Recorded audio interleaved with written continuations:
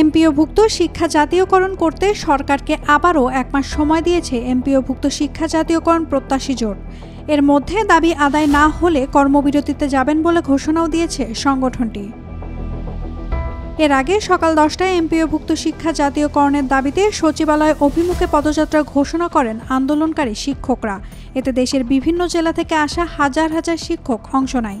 এই পদযাত্রা ঠেকাতে সচিবালয়ের 5 নম্বর গেটে জলকামান সহ বড় প্রস্তুতি নেয় আইনশৃঙ্খলা রক্ষাকারী বাহিনী। পরবর্তীতে 12 সদস্যের প্রতিনিধি দল শিক্ষা উপদেষ্টা ও সচিবের সঙ্গে সাক্ষাৎ করতে সচিবালয়ে প্রবেশ করেন। এ সময় রাস্তা বন্ধ করে সচিবালয়ের 5 নম্বর গেটের সামনে বিভিন্ন স্লোগানে বিক্ষোভ করেন আন্দোলনকারী শিক্ষকরা। সব মশার বিরুদ্ধে সুরক্ষা দিতে এলো বসুন্ধরা এক্সট্রিম অ্যারোসল, মশার বিরুদ্ধে এক্সট্রিম সুরক্ষা। আজকে আমরা এমপিওভুক্ত প্রতিষ্ঠান জাতীয়করণের উদ্দেশ্যে আন্দোলনে নেমেছি। আমাদের বাংলাদেশের প্রায় 90% লোক জানে না এমপিওভুক্ত প্রতিষ্ঠানের শিক্ষকরা কি পরিমাণ, এমপিওভুক্ত শিক্ষকের ছাত্র কি পরিমাণ। আমার পার্সেন্টেজে সারা বাংলাদেশে আমরা 97% প্রতিষ্ঠানের শিক্ষক এমপিওভুক্ত এবং আমাদের এই 97% প্রতিষ্ঠান আমরা 97% শিক্ষা ব্যবস্থাকে পরিচালিত করি। আমরা প্রাইমারি লেভেলের শিক্ষক ছাত্রদেরকে পড়াই না, আমরা ব্যক্তিত্ব সম্পূর্ণ মাধ্যমিক লেভেলের শিক্ষার্থীদেরকে পড়াই।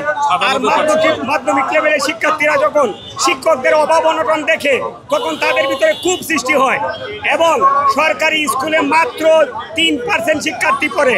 আমি যদি এখানে সকল পুলিশ ভাইদেরকে, সকল প্রিন্ট মিডিয়া ভাইদেরকে জিজ্ঞেস করি আপনি কোন স্কুলে পড়েছেন, বলবে এমপিওভুক্ত স্কুলে পড়েছি। এবং আমার কাছে মনে হয় এখানে 5 জনও পাওয়া যাবে না সরকারি স্কুলে পড়ে আজকে পুলিশ বাহিনীতে চাকরি করতেছে। এত বড় ত্যাগ তিতিক্ষার পরও আমাদের বেতন মাত্র নামে মাত্র দেওয়া হয়। বেতন মাত্র এন্ট্রি লেভেলে একজন শিক্ষক সর্বোচ্চ যাচাই বাছাইয়ের পরে 12,500 টাকা বেতন দেওয়া হয়। 1,000 টাকা বাড়ি ভাড়া দেওয়া হয় আর 500 টাকা হচ্ছে চিকিৎসা ভাতা দেওয়া হয়। আপনাদের কাছে প্রশ্ন, বাংলাদেশের কোন জায়গায় আপনি পাবেন 1,000 টাকায় বাড়ি ভাড়া? 1,000 টাকা তো ভাঙা বাড়িও পাওয়া যায় না। আর আমরা এরকম অভাবের মধ্যে থেকে আমরা কি শিক্ষা ব্যবস্থা দিব?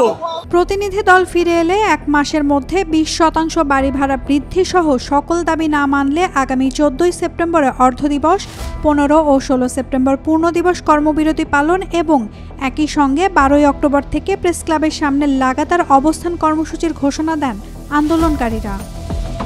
নাওমিনা স্টিন, ডেইলি সান।